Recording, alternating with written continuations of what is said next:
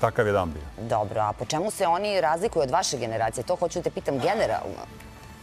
Ne mislim sad na ovaj poraz ili na pobedu, nego... Da, pa dobro, možda smo mi malo više hteli da igramo, ali, Bože... Šta im fali po tebi?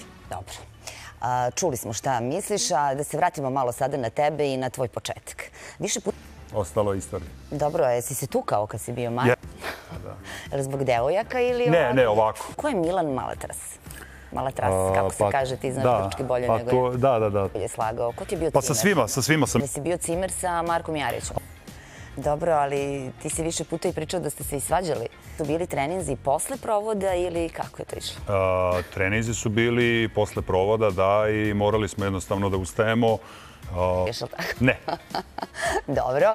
Evo vidiš i sad tvoji odgovori su vrlo onako temperamentni. Ljudi koji su igrali sa tobom su možda ovako deluju smirenije, a u stvari njihova prava priroda i nije baš. Pa dobro, ne mogu da kažem da mi nije žao.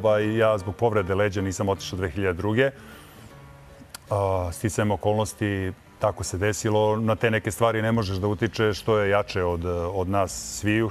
Zato što svaki minut treninga, svaki sekund treninga može da dođe do povrede i na to ne možeš da utičeš.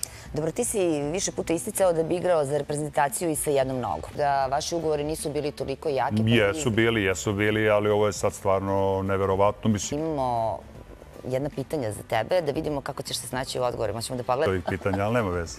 Dobro. Ništa nije kao što izgleda. Dobro, ali morao si da je prikrivaš kada si išao u Sloveniju. Pa dobro, da, u ceni... Dobro, ali iskreno, ali ti je bila trema, s obzirom da si dobio jednog od najjačeg, da ga čuvaš, sigurno si se pitao, kako ću sada u startu? Nećeš da se otveš. Ajde, vidjet ćemo do kraja emisije. Ono, više nego... U interesu dece i... Tako je. Da. A taj sam period kad si to sve preživljavao, kako si to podao? Ono što si ga se setio, stvarno. Da. Sad će se obradovati. Sad mi reci, Milane, ti si kao mali sanjao da budeš poznat. A sada te ta... Ne želim da gostujem nigde. Ovo sam došao zbog tebe, samo da znaš. Puno ti hvala. Pričao ovu tvoju priču koju do sada niko nije čuo. Ne, niko. Pa ekskluziv, se zove? Jeste, ekskluzivno, ali hvala ti što si imao...